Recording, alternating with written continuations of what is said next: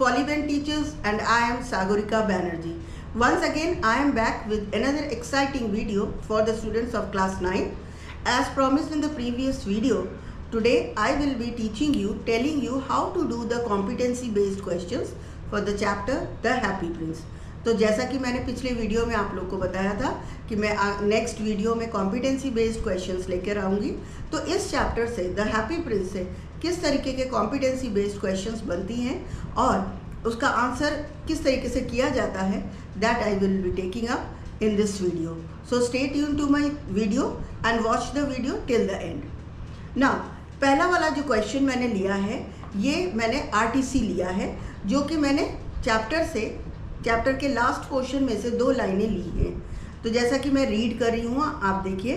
As they pass the column he looked up at the statue. Dear me, how shabby the happy Prince looks, he said. So ये line जो है ना chapter के and में है और यहाँ पर क्वेश्चन बनता है, what does the speaker say about the statue. So speaker statue के बारे में क्या कहता है? You can very well see from the line, dear me how shabby the happy Prince looks. तो आपका आंसर होना चाहिए the speaker says that the statue of the happy Prince looks very shabby. ठीक है. नेक्स्ट है what who is the speaker of the above lines.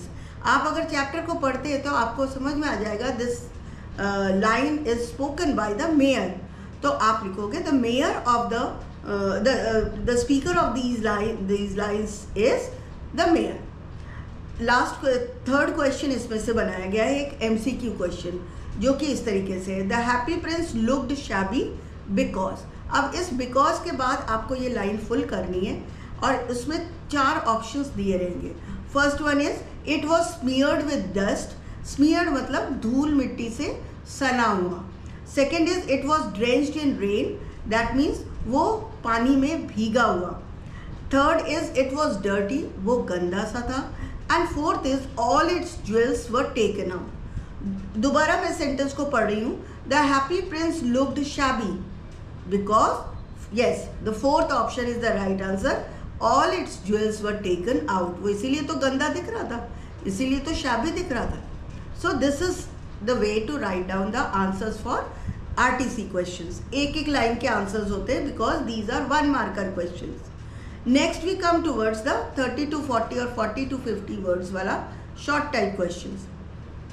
इसमें इस chapter में से 4 क्वेश्चंस बने हैं जो आप देख लीजिए इस तरीके से.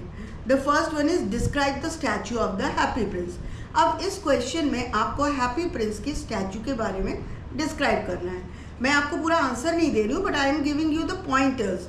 ये पॉइंटर्स को आप एक्सप्लेन कर दोगे, the answer will come. Like पहले आप उस स्टैचू को एक्सप्लेन करोगे, डिस्क्राइब करोगे how it looked like. So the statue covered in thin leaves of gold plates. तो thin fine leaves of gold. It was bright golden appearance, statue का physical appearance. Then what were the other things in the statue? The eyes were made of 2 sparkling sapphires which added to its beauty and royal appearance. Third point आप इसमें डाल सकते हो, on the hilt of the sword. जो sword उसके हाथ में थी, हैप्पी प्रिंस के हाथ में, उसके हिल्ट में, उसके हैंडल में एक रूबी था, red ruby. So that was also a very good, you can describe it for the look of the happy prince. And then the statue was kept on the raised platform और pedestal so that it can look the entire city. ये आप एक point दे सकते हो. And from a distance, last point आप दे सकते हो कि from a distance the statue appear to be very beautiful and enormous and you can say magnificent. ये सारे वर्ड्स आप अपने आंसर में यूज करो. This is all about the description of the happy prince, the statue of the happy prince. Coming to the next question, why did the happy prince request the swallow to stay with him for the night? Happy Prince swallow को क्यों request करता है कि रात भर वो उसके साथ रहे? So there were certain reasons which you have to write down. The happy prince requested the swallow to stay with him for the whole night because he saw the suffering of the people and he wanted to help them. So as a statue he could not move. एक statue खुद तो move नहीं कर सकता. So he requested the swallow to help him. in distributing all the gold and the jewelries which were on his body. तो statue ने, happy Prince के statue ने स्वेलो से रिक्वेस्ट किया कि मैं तो जा नहीं सकता, तुम उन लोगों के दुख को दूर भगाओ और इन गोल्ड और ज्वेलरीज को उनको बांट दो। तो फर्स्ट रिक्वेस्ट उसकी क्या थी स्वेलो से, कि जाकर वहाँ के जो पुअर सीमस्ट्रेस है, who had a sick child, the son was very sick, तो and the seamstress was very poor, she had a workload, तो the happy prince wanted the swallow to help that seamstress. तो उसने swallow से कहा कि you take the sapphires and give it to them, give it to the seamstress.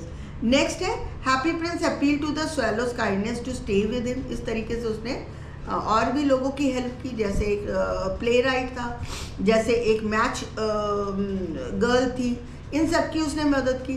तो उसने कैसे, उसने स्वेलो को रिक्वेस्ट किया कि तू उसके पास रहे और उसको उन लोगों की हेल्प करे। This is about the second question. Coming to the third question.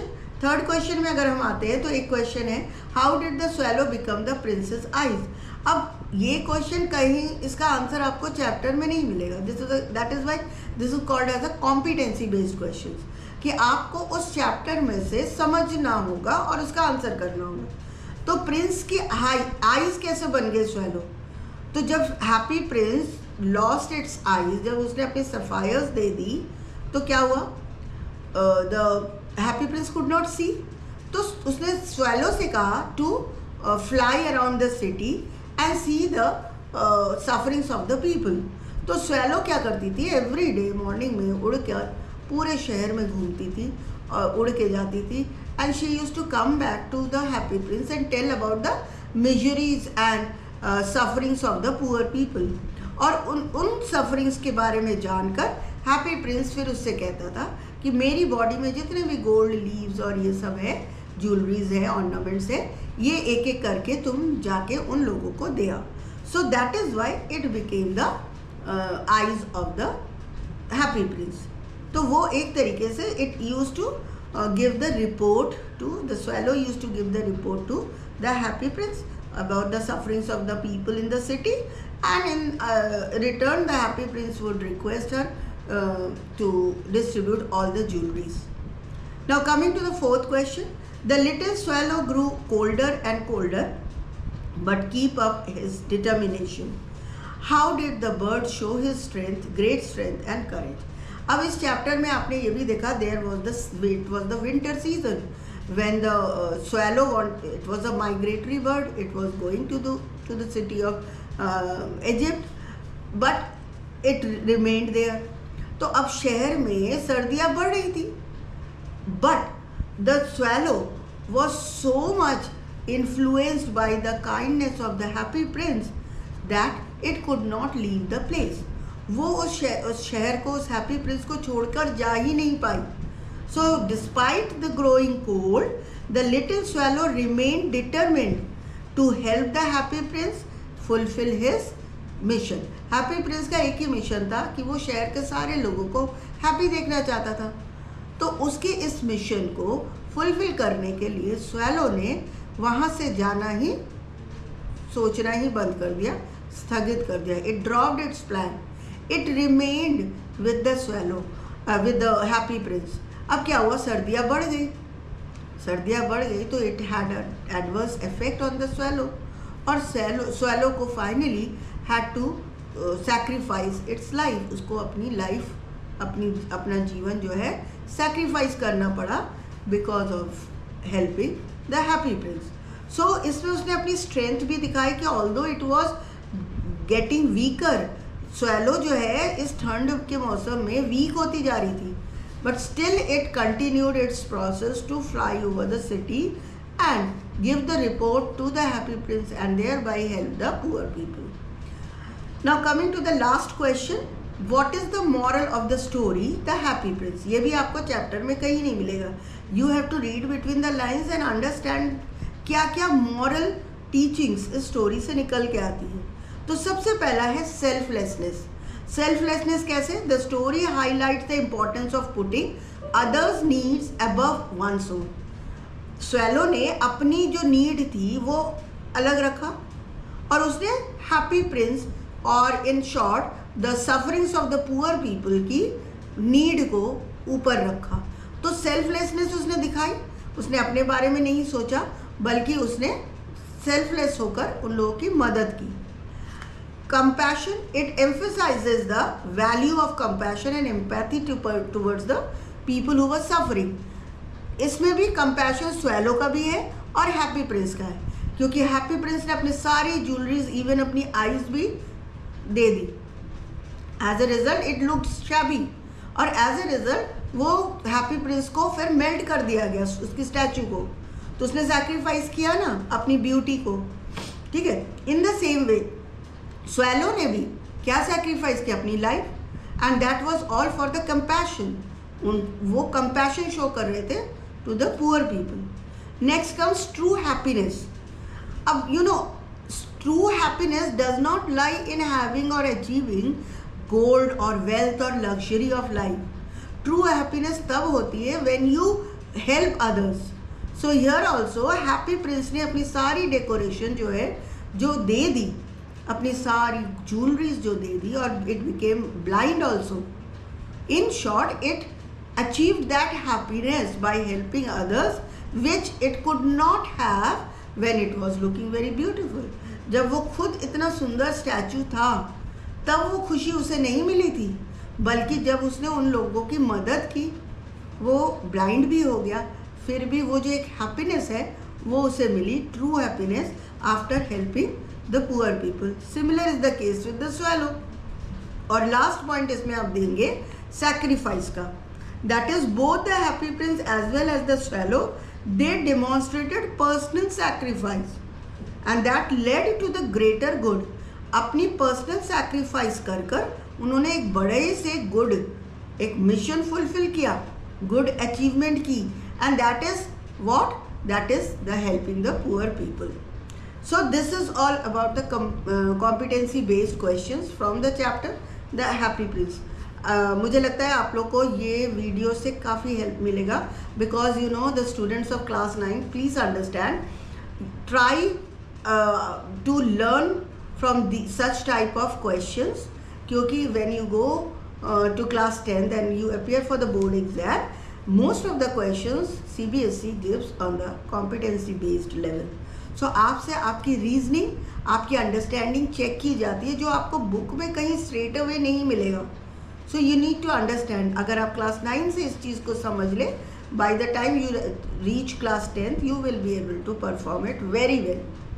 So that's all for today. Please do watch this video properly and stop and pause and note down the pointers wherever you require it till I bring more video.